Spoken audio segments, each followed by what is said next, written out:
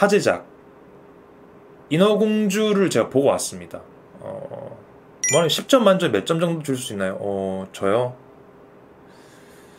3.5점 정도. 많이 아쉬웠습니다. 노래만 봤을 땐 어떠셨어요? 할리 베일리 배우가 원래 가수입니다. 노래를 잘해요. 노래를 정말 잘합니다. 음악에 대해서 별로 조예가 깊지는 않은데 그냥 철저히 이제 머글의 입장에서 들었을 때 노래는 깔 거 없어요. 탁월합니다. 잘해요. 원작의 노래랑은 조금 다르게 해석을 했는데 자기 식대로 괜찮았어요. 노래는 정말 잘합니다. 어떤 점에서 호불호가 갈리는 걸까요? 많죠. 캐스팅부터 해서 뭐 어떤 PC적 관점, 원작을 얼만큼 각색을 했느냐, 변환점이 있느냐, 이런 것들이 계속 논란이 되고 있죠. 그게 제작한다고 얘기한 게 제 기억에는 한 4년 됐거든요. 그 부분까지는 잘 모르지만은 코로나 때문에 좀 미뤄지지 않았을까요? 그래서 더 기간이 오래됐던 것 같고, 저는 까맣게 잊어버리고 살다가 개봉을 한다고 하니까 인어공주! 인터넷 보니까 막 말이 많아가지고 그래서 이제 보러 갔죠. 저는 그냥 제 생각을 얘기하는 거죠. 여러분들이랑 이야기를 나눠보면 좋을 것 같아서 얘기를 해보도록 하겠습니다. 저는 피부색에 대해서는 얘기하고 싶지 않아요. 지금 언론에서 가장 뜨겁게 얘기되고 있는 게 피부색 얘기인데 저는 그 부분에서 별로 얘기하고 싶지는 않아요. 일단 주인공의 그거에 대해서는 그래 그럴 수 있다. 근데 좋은 캐스팅이 아니라고 생각합니다. 감독 인터뷰 찾아보고 그랬거든요. 롭 마샬 그분이 그 얘기만 하더라고요. 자기가 기다렸던 목소리다. 그치만 우리가 목소리만으로 얘기할 수 있는 부분은 아니죠. 뮤지컬 영화예요. 그래서 노래 비중이 큰 건 사실입니다. 여튼 영화는 연기가 포함이 되고 또 캐릭터가 노출되죠. 제가 분명하게 선을 긋고 싶은 거는 피부색이 문제가 아니에요. 할리 베일리라는 배우가 인어공주라는 캐릭터와 그냥 안 어울립니다. 그냥 안 어울려요. 할리 베일리라는 배우가 그 노래 실력과 탤런트를 바탕으로 자기에게 잘 맞는 배역을 만나서 좋은 작품에 출연한다면은 훨씬 더 좋은 포텐을 보여줄 수 있는 배우라고 저는 생각하거든요. 신인이에요. 앞에 자잘한 연기를 하긴 했는데 큰 영화에 출연하는 거는 처음이라고 합니다. 다만 인어공주가 그 배우에게 맞는 캐스팅이었냐 하면은 사실은 전 세계가 갸우뚱하는 부분이 있다는 겁니다. 아무튼 감독은 선택을 했고 영화가 나왔죠. 트라이튼이라는 바다의 왕입니다. 아버지죠. 딸이 7 인어공주가 있어요. 7대 양이라 그래가지고 7개의 바다를 다스리는 공주 이렇게 해서 설정상은 어떻게 되냐면은 7 공주 중에 가장 아름다운 막내가 에리얼이에요. 그 7 공주가 나오는 장면을 보면 아시겠지만은 아니에요. 전혀 아니에요. 내가 이거 정말 일부러 안 웃으면서 얘기하는 건데 나는 그 배우를 외모를 비하할 생각도 없고요. 못생겼다, 조롱할 생각도 전혀 없어요. 근데 7 공주가 화면에 나오거든요. 아니에요. 7명 중에 제일 아름답지 않아요. 그러니까 이렇게 되는 거예요. 나는 지금 그 배우의 외모를 까는 게 아니라니까. 이야기 설정이 그래요. 7 공주 중에 가장 아름다운 막내 공주 에리얼인데 7명의 공주가 모였을 때 막내 공주의 외모가 전혀 눈에 들어오지 않아요. 이게 왜 중요하냐면요. 중반부로 넘어갔을 때 왕자는 말 한마디도 하지 못하는 인어공주의 아름다움에 반해야 돼요. 이거를 현대적으로 가져오면은 사실은 왕자가 그냥 미모의 병 같다 라고 말할 수 있겠지만은 이야기의 흐름이 그렇습니다. 왕자가 왜 반하게 되냐면은 왜 반해서 나를 구해준 그 사람을 찾아야겠다라고 온 나라를 뒤지게 되냐면은 눈을 뗄 수 없을 정도로 아름다웠기 때문이에요. 그 7명의 공주가 처음에 모였을 때 그냥 응? 이렇게 돼요. 어째서 그렇다는 걸까? 라는 부분이 있고요. 이 영화에서 한정, 이 비주얼은요, 이 이야기의 설득력에 필요한 장치입니다. 초반에 설득력을 잃어요. 그래서 나는 계속 몰입할 수가 없어. 그 다음에 나오는 게 이 부분에서 정말로 좀 솔직히 얘기하면은 좀 심하다라고 생각했던 게 어떤 거였냐면은 그 마녀 우술라가 자기 계획대로 되지 않고 에리얼과 왕자가 점점 이제 사랑이 이루어질 것 같으니까 말하자면 반칙이죠. 이제 우술라가 왕자를 유혹하기 위해서 육지로 나옵니다. 근데 여기서 우술라가 변신한 배우는요, 또 엄청 대중적으로 예쁜 배우를 썼어요. 감독이 나랑 룩이 다르구나라고 나는 생각하고 그럴 수 있잖아.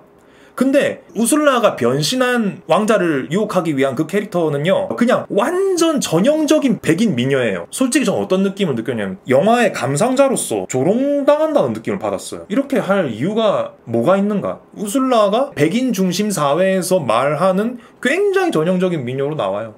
장난치는 건가? 이게 지금 관객을 약간 우롱하는 듯한 느낌을 나는 좀 받았다고요. 그 다음에 제가 가장 아쉬웠던 부분은, 나 안 웃고 얘기하고 있어요. 황제가 여자고요. 흑인입니다. 흑인 여자 황제예요. 그리고 아들은 그대로 백인 왕자입니다. 에릭 왕자. 왕가 이야기를 하기 전에 바닷속 왕가 이야기부터 할게요. 7대양 공주가 인종이 다 달라요. 인종이라 말하면 좀 웃기지. 어차피 판타지 세계 속의 인어공주인데 캐스팅한 배우들이 다 달라요. 백인 계열 있고 라틴 계열도 있고 딱 봐도 약간 중국인 같은 인어도 있고 그 에리얼의 언니들. 그리고 트라이튼 왕이 나왔을 때 어머니가 있거든요. 에리얼의 어머니가 있어요. 어머니가 인간들에게 죽었기 때문에 아버지 트라이튼은 그 인간들을 적개시합니다. 그럼 우리 생각을 해보지. 트라이튼은 백인 남자고요. 어머니는 알 수 없죠, 인종을. 근데 7명의 딸이 인종이 다 달라요. 그래서 나는 처음에 그럼 설정을 트라이튼이 플레이보이인 설정인 건가? 그건 아니래요. 어머니는 한 명이에요. 7명의 딸이 인종이 다 달라요. 그러니까 트라이튼은 바람둥이가 아니야. 죽은 어머니 한 명과만 혼인을 했어요. 이런 설정이래요. 알겠어요. 그러면 그렇게 합시다. 그렇게 합시다. 근데 그 육지의 왕가로 오잖아요. 그러면 저는 생각하죠. 그럼 뭐 바다 쪽도 그런데 흑인 여자 황제가 백인 왕자가 친아들일 수도 있지. 뭐 그럴 수 있다고 난 생각했어요. 근데 아니래. 이건 원작에 없는 설정이거든요. 에릭 왕자의 친모가 아니고요. 거기는 또 입양을 했대요. 정말 이상하다고 생각했던 대사가 뭐냐면 에릭 왕자의 대사. 자신은 친왕가의 혈통이 아니기 때문에 바깥 세계로 나가고 싶은 어떤 모험심이 있는 것 같다. 이런 얘기를 해요. 난 이 대사가 완전 총체적 난국이라고 생각하거든요. 순수 왕가 혈통이면 바깥 세계로 나가고 싶은 그런 모험심을 가지면 안 돼요? 아니잖아. 나는 지금 내가 본대로 말하고 있거든요. 이게 지금 뭘 시사하는 것 같아요? 나는 어떤 느낌을 받냐면은 꼬우고 꼬우다가 메시지가 아무것도 안 남게 됐어요. 그러니까 원작 설정을 바꾼 거잖아요.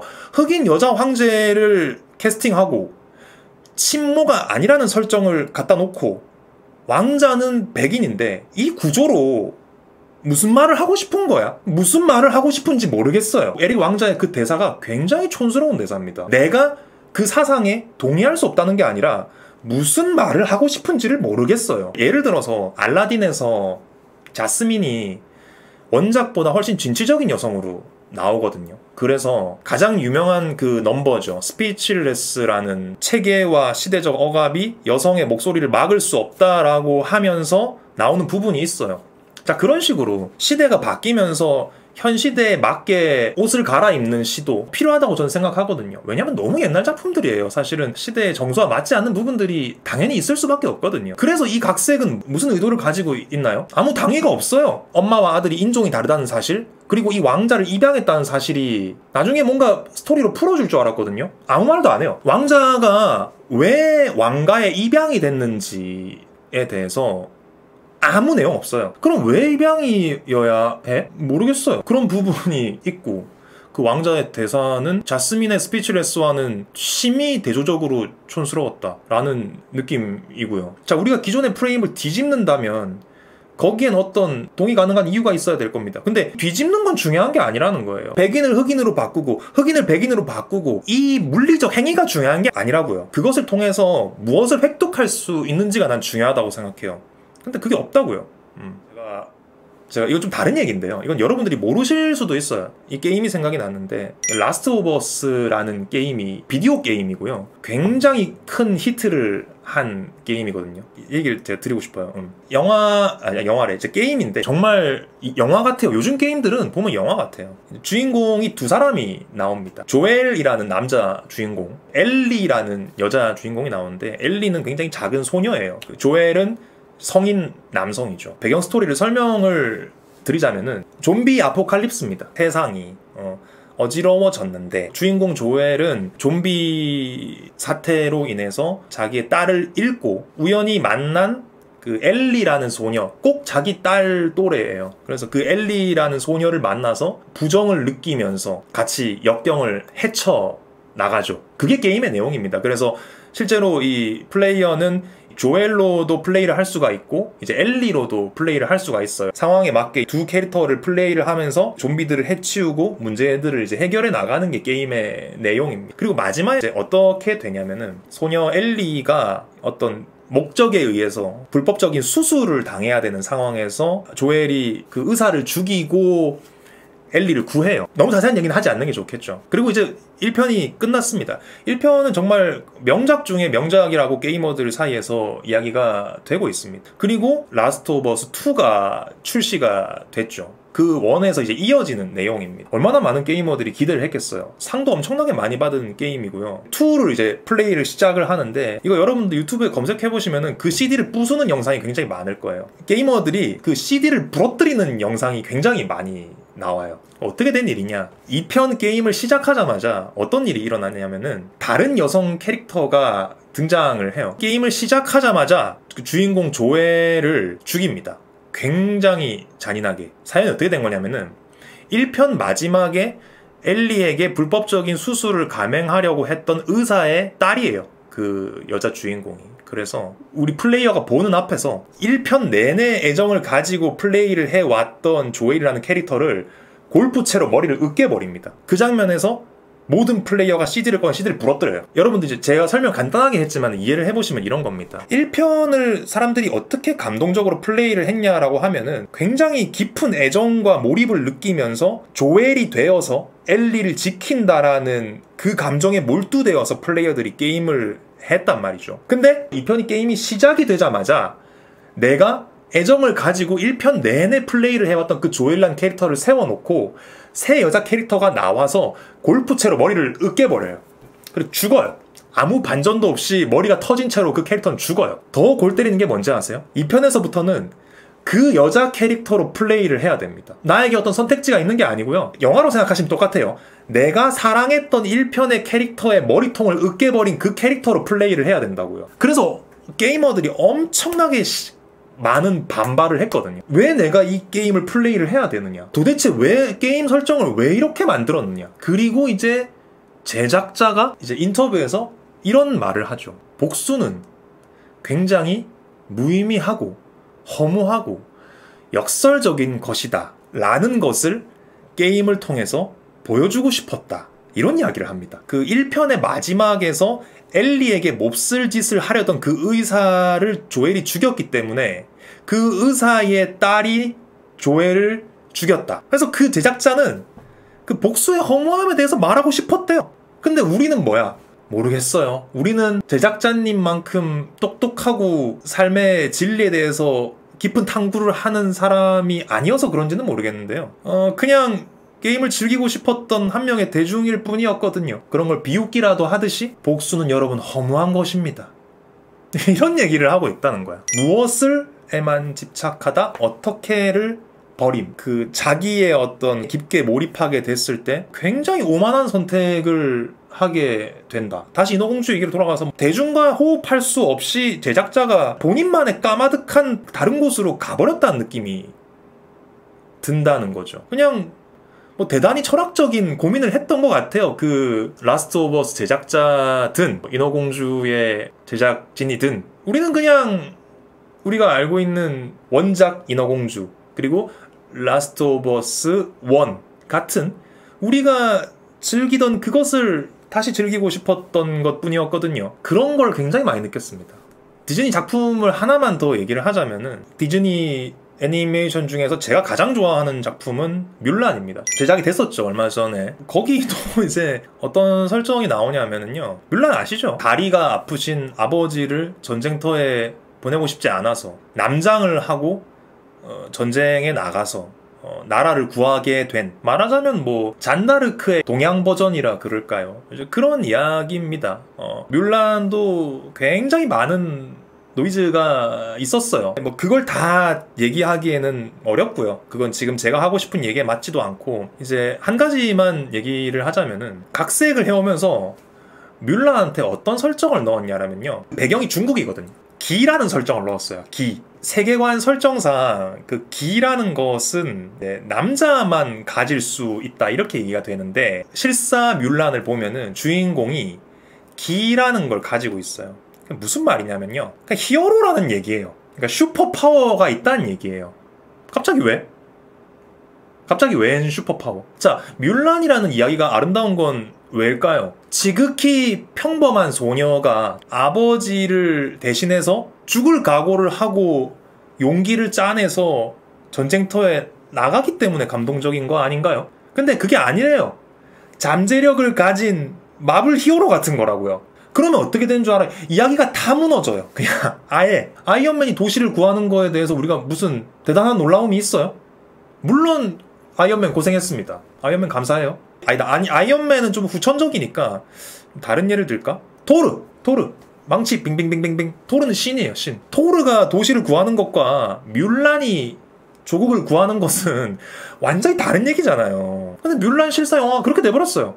원작을 바꿔서 어떤 새로운 의미를 만들어냈느냐라고 하면은요, 아니? 영화의 좀 여담을 얘기하자면은요, 바다가 배경인데 공교롭게도 얼마 전에 너무 짱짱맨 바다를 봤어요.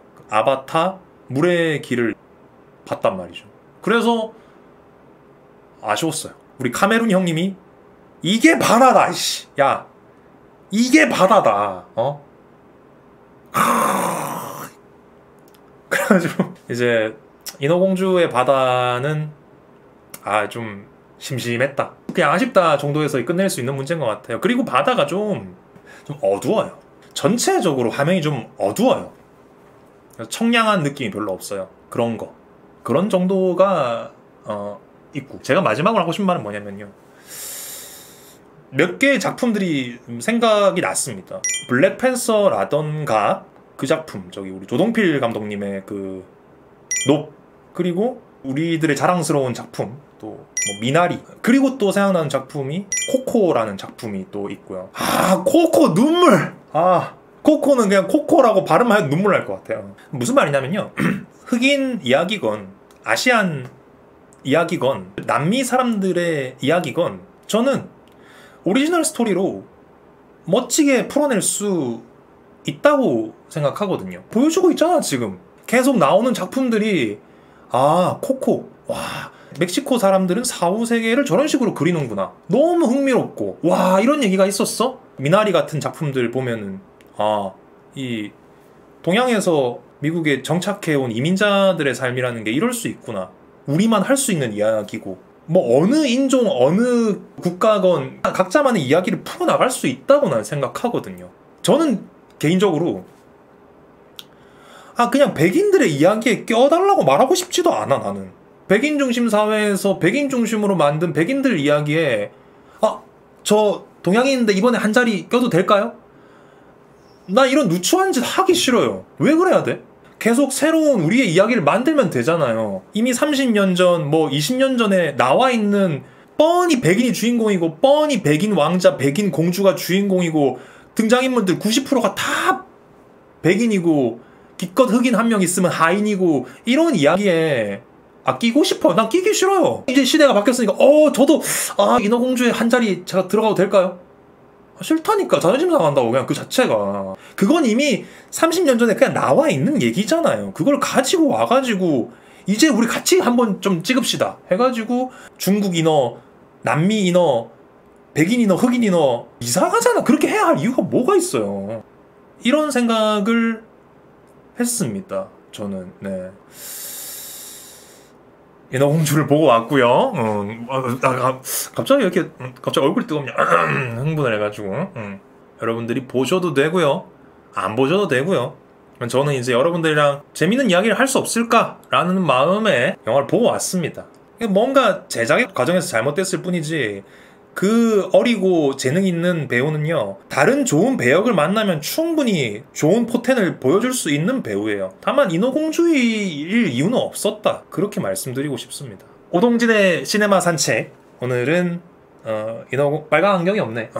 오늘은 인어공주 함께 해봤고요. 다음 시간에는 또 다음 작품으로 또 돌아오도록 하겠습니다. 채널 하나 만들까요? 거의 있다 라던가 뭐 발 있는 새 뭐라던가 뭐 또 기라성 같은 선배님들이 계시죠.